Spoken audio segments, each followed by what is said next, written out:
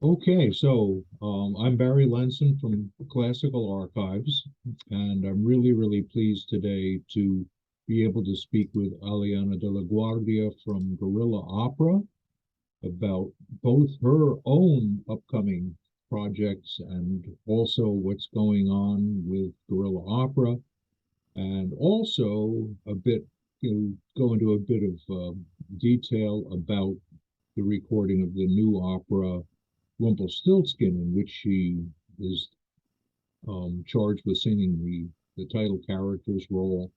And it's fabulous recording and fabulous performance on her part. So I know we're going to have a wonderful discussion today. Mhm. Um, I wanted to, and also let me just mention, Aliana, that any questions you want to take in any different directions, whatever you want to do is great. We're, fairly happy, um, free rolling forum to talk about stuff.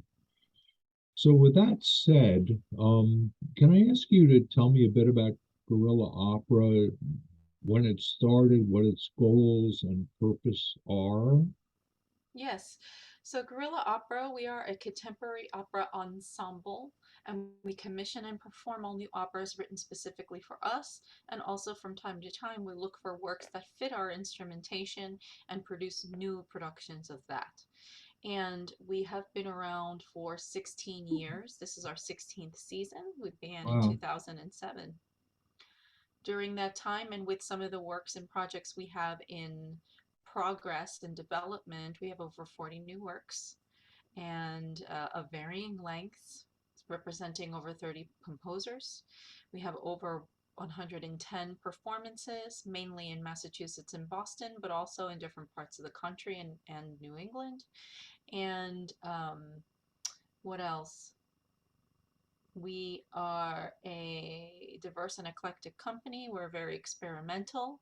Our goals are really to question, examine, confront, and ask why, and to say what more can we do. But also, we specialize in small scale, intimate performance. And that's why we call it guerrilla opera, because we're a small scale unit of performers.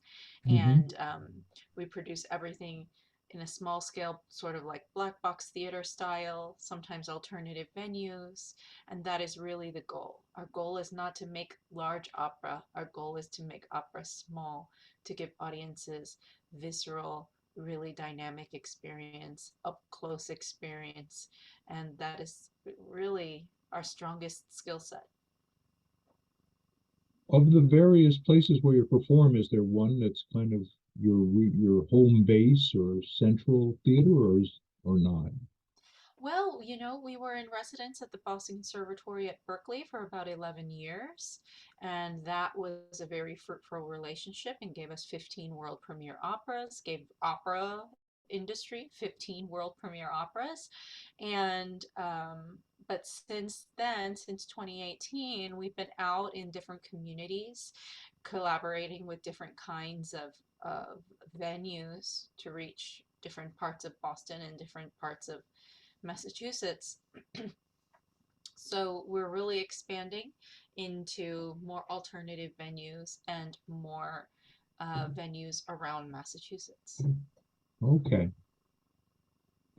Just out of curiosity, if people watch this, if singers or other musicians watch this video and think they want to get involved, how can they, should they go to your website and inquire about auditioning? Do you have rounds of auditions or that kind of thing going on? So I would highly suggest going to our opportunities page and joining our artist newsletter. We have a newsletter that's specifically for artists, and that's in that newsletter we would put any calls for submissions or any calls for auditions or anything like that.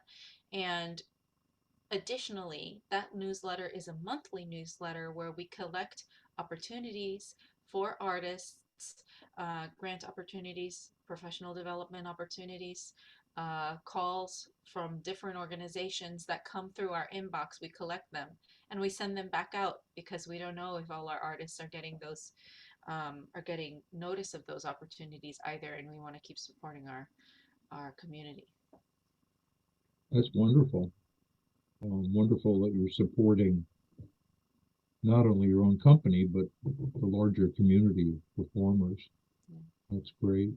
So may I ask you, what are some upcoming projects of yours that people should know about? Yeah, so some upcoming projects. This fall is a little bit quiet for us. We're taking that time to organize and plan and work on our operations and our infrastructure. In February, we premiere an opera called The Thrilling Adventures of Lovelace and Babbage, a world premiere opera by Elena Rohr and with a libretto by Royce Vavrick. And that's based on a New York Times best-selling graphic novel by Sidney Padua. And all of them will be here for the world premiere, and that's very exciting. Next, in March, we have a screening tour of an opera we premiered this past season. However, we also made it into a film. So it is not a filmed version of the live performance. It is a film. And we filmed on locations all over New England, which was really, really fun. Hmm. Beautiful locations, beautiful green locations with wonderful gardens. That opera is I Give You My Home by Beth Weeman, film directed by Cara Consilvio, and we will be touring that film, screening it in different locations around Boston and New England. So that's a good one to get on our newsletter for, especially if you're not Boston based, but you are New England based, because we will be going to Vermont, we will be going to New Hampshire and different areas to show that film. Then in May, we will be producing an opera that I'm very excited about that we've been developing for a long time. That's Her Alive Undead by Emily Coe. A beautiful opera of a multi-generation family of Chinese immigrants with a surreal sort of sci-fi aspect that two of them have died and they meet in the afterlife. It's really beautiful, very heartwarming, and we will be premiering that in May. And then we will be touring a concert of The Thrilling Adventures of Loveless and Babbage in Michigan in June. So I think it's okay that we have a slow fall because we will have a very busy spring. And hopefully we can throw in a few workshops of some new works we have in development for our 17th season during there. So when it gets busy for us, it gets really busy. It certainly sounds that way. So, as how is emerging from COVID? I mean, has this been a real ramp up quickly for you? I mean, I think it was a very nervous thing for us because we're a very small company, so we don't have a lot of money to like hire people to manage things like that for us. During COVID, we were quiet. We did a lot. We were quiet as in not performing outdoors or anything like that, but we did do a lot to gather our community of artists.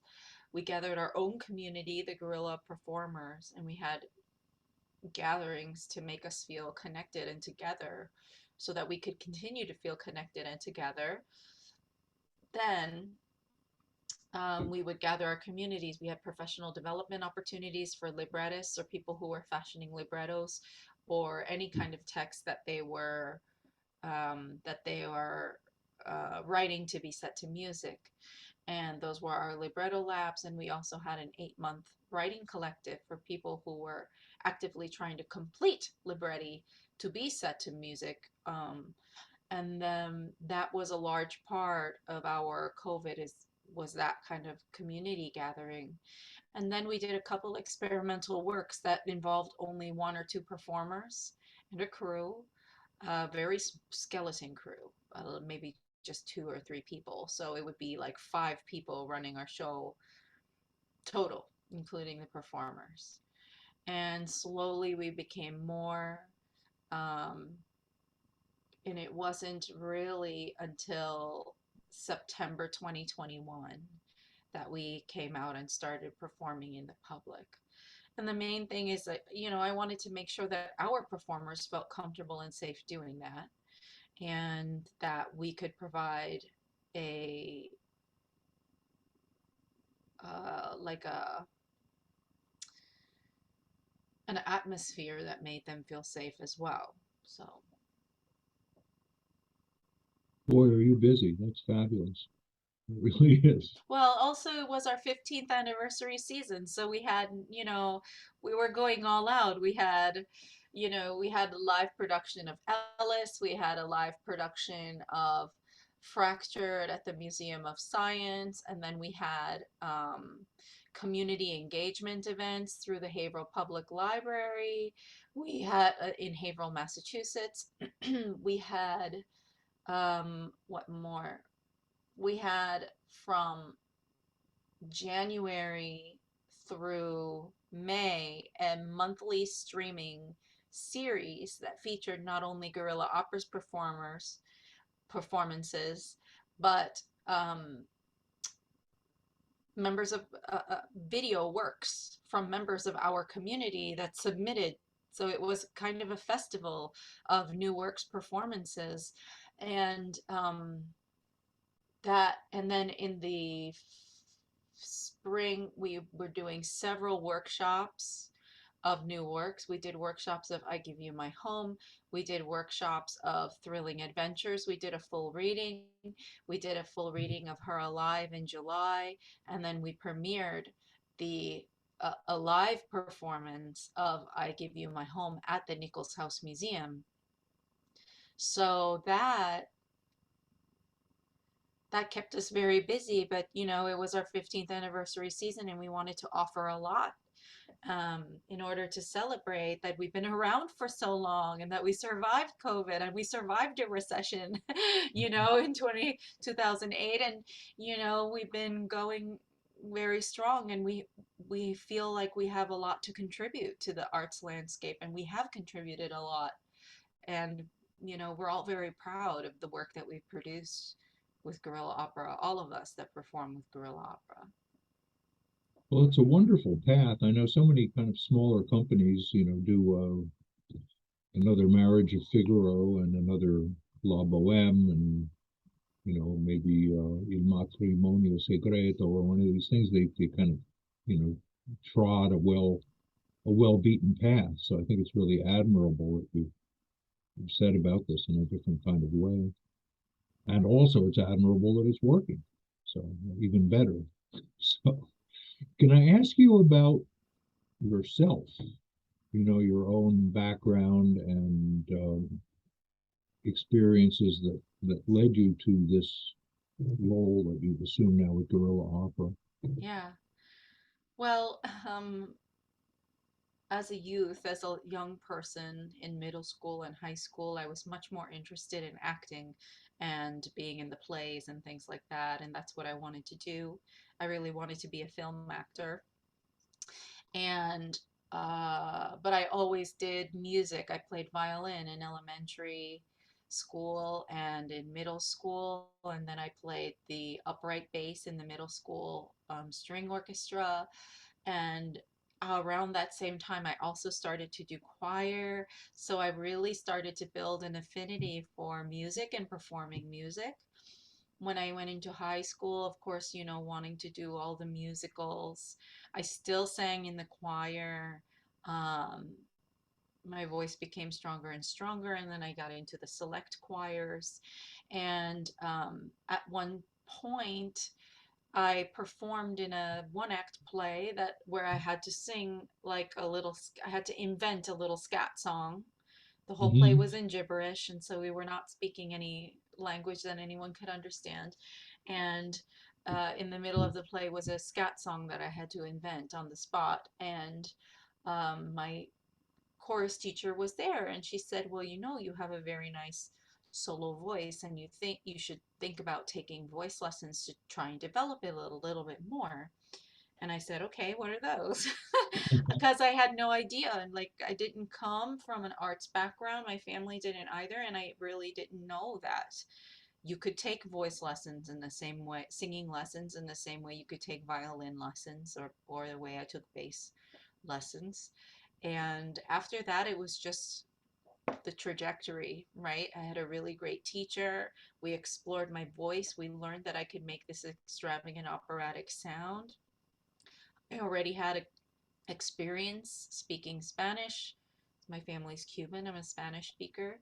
And so she taught me how to pronounce Italian. She taught me how to pronounce French, taught me how to pronounce in German, and that language background just allowed me to absorb the different languages and be able to pronounce them and learn learn them. Learn the vocabulary and what little things meant.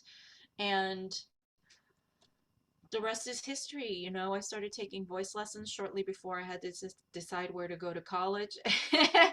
And so it was acting or voice, and I chose opera, and I knew I wanted to do opera so that I could do both, acting and singing. And Let the me just Boston jump in for a Conservatory. second. Let me just jump in for a second, just ask where you did grow up. Did you grow up in the Boston area?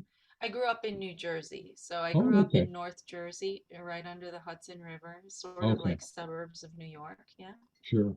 Okay. I'm sorry, you were talking about college. I interrupted you. Yeah, so when I started taking voice lessons, it was shortly before I had to decide where to apply to colleges. And so that trajectory, I chose opera so that I could be an actor and a singer at the same time. I didn't have to choose. Although sometimes I separate the two. And and then the place that accepted me was the Boston Conservatory, and it was the best place to be. I found very, very great mentorship there that was really formative, um, particularly with Sanford Sylvan when he was the head of opera there. Such a proponent for me and really pushed me and made efforts to pull me aside and give me advice, and I really am thankful for him for that. He in a way was a catalyst for guerrilla opera, because when we first started the company, he was supposed to be our director, our stage director in residence, and he would stage all of our shows. But he got a job at McGill and Juilliard at that time, so he had to leave and couldn't do that. But he was one of our first board members and was a great champion of ours.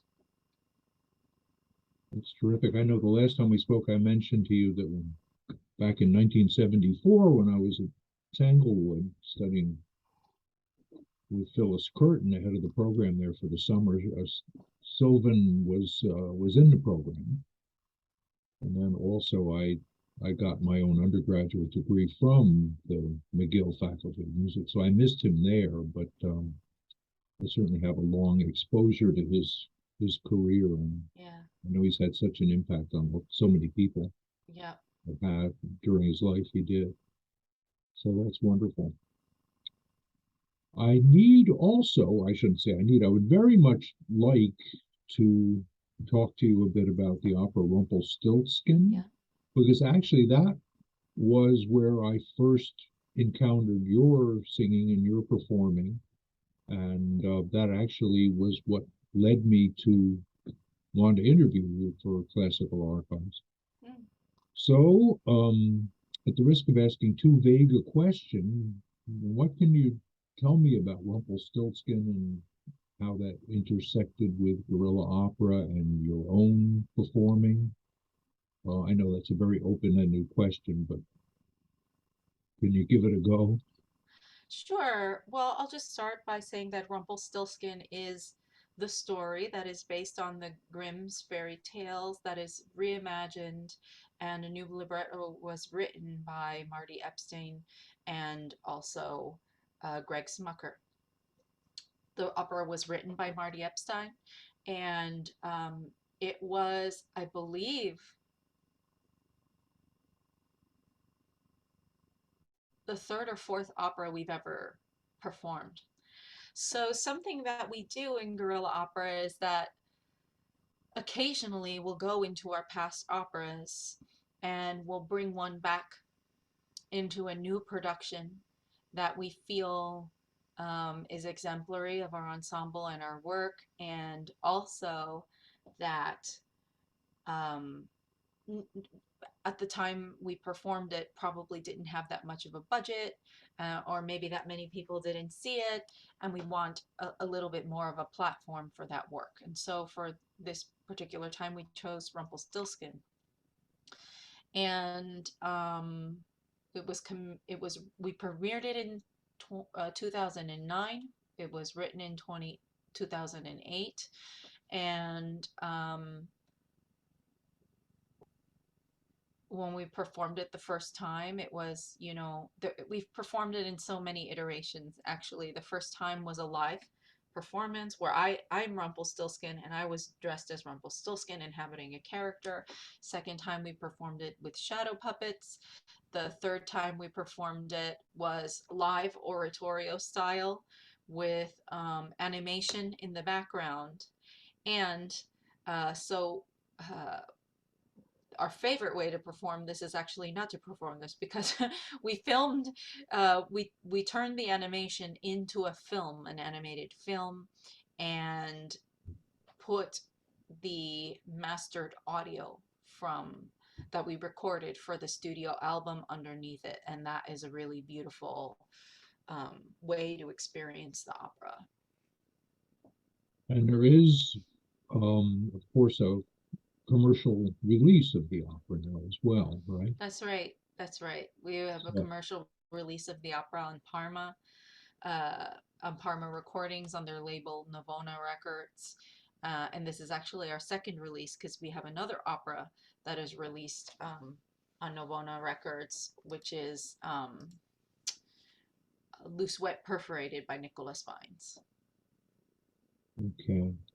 I wanted to ask also about the fact that you are the title character of in this recording and also of Rumpelstiltskin. But I have to.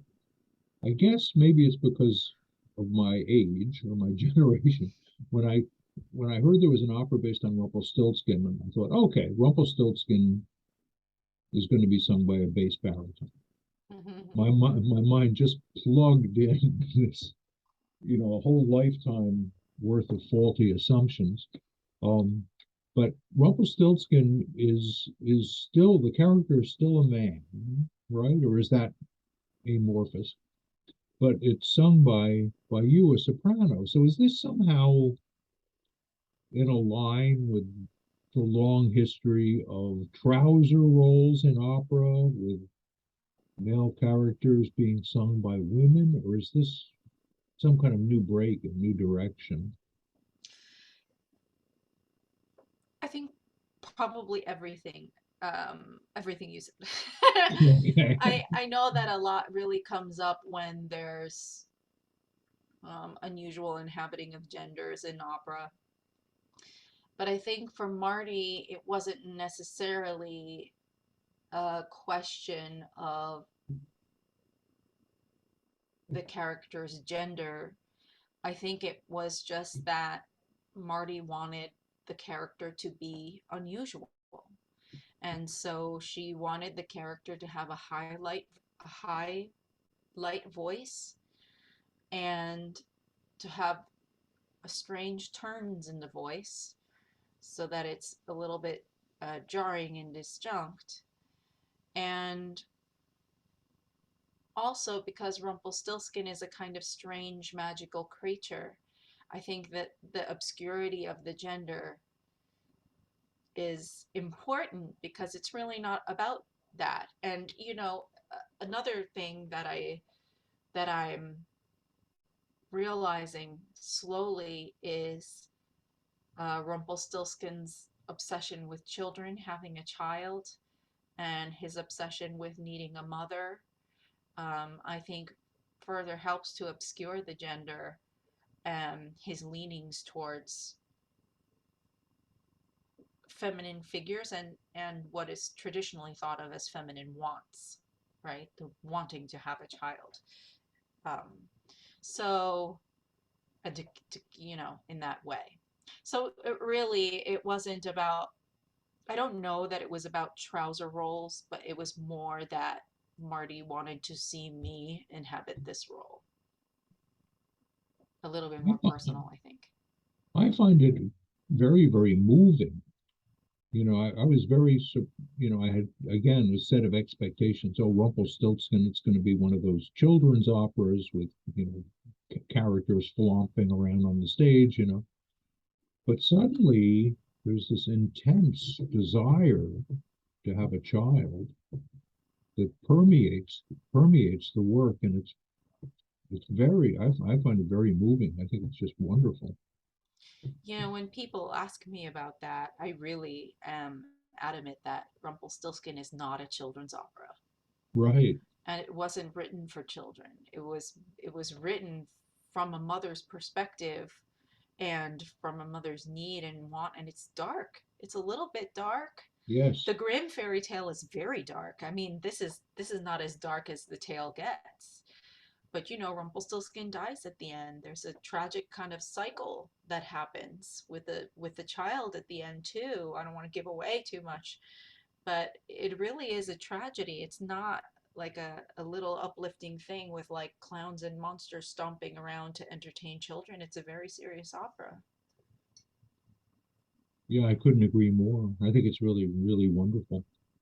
So are there more recordings coming up that will feature you in addition to other people, just out of curiosity?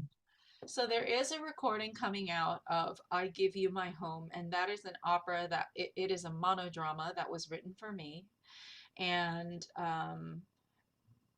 also for Mike Williams, a percussionist, and for Philip Steudlin, our saxophonist. And it's a three-person opera between the three of us. And that's also the film that's coming out. So, what I'm really, really hoping for is for a simultaneous film premiere and CD release so that we can have them both available and be touring, being able to uh, give this CD and have it available to people. It's really important to me to produce work by women and to produce feminist work, and both of these are really exemplary of that. That's wonderful. Well, I'm coming to the end of my questions, but I would invite you to talk about anything you would like to talk about before I just say that's it, you know.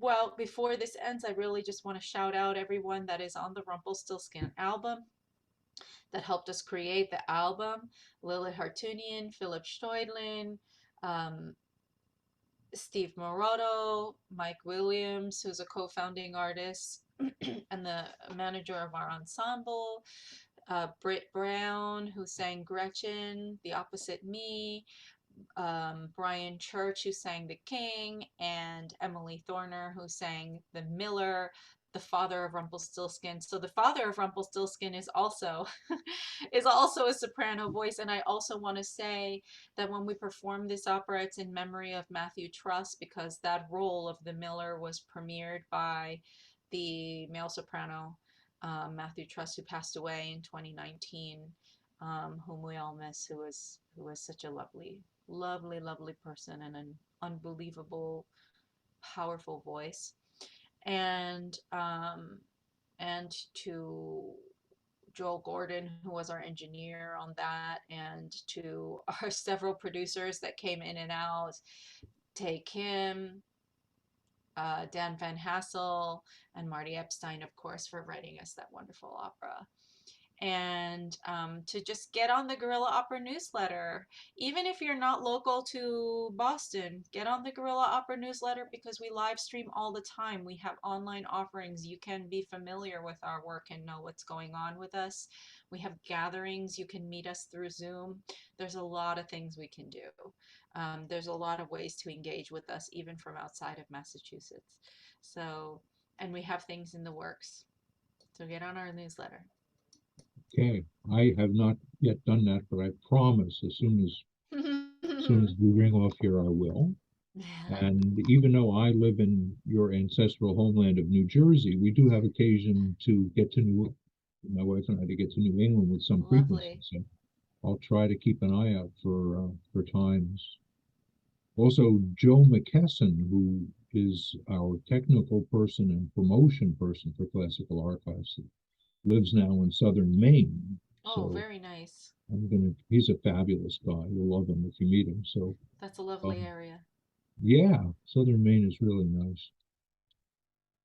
He just moved there from New Orleans, so he has a bit of cardiovascular readjustment to do as the winter comes in. But Oh I'm yeah, confident he'll make it. that's gonna be a big change. I think so. But in any case, if it's okay with you, I think that's been just a wonderful interview. Okay, And I can't thank you enough. And let's stay in touch and keep covering upcoming things and do what we can here at Classical Archives to keep some traction happening. Although it sounds like absolutely. you're developing a lot of traction of your own, which is Most, wonderful. well, I hope so. Yes, I have another project coming up called Bahue, which is to celebrate Latinx artistry through music. And, we're a voice and percussion duo, and we commission all new works um, with a and we commission all new works for that duo, and we're really seeking to gather a community of Latinx identifying composers. So keep in the loop for that, and I'll add you to our press list for sure. Okay, thanks. And may I ask you again, what's the name of that last project you just spoke about again? Bahue, Bahue accent. Okay, which means Doesn't mean anything. We took the names of two drums and we squished them together. okay, And we thought it sounded cool. it does sound cool. Yeah. Terrific. Okay, well, again, I can't thank you enough, and I will keep you in the loop about when this will be live. And thank you very much for making the time. Thank you. Okay, take care. It's been a real pleasure to speak with you. All right, you too. Okay, thanks a million. Bye. Bye.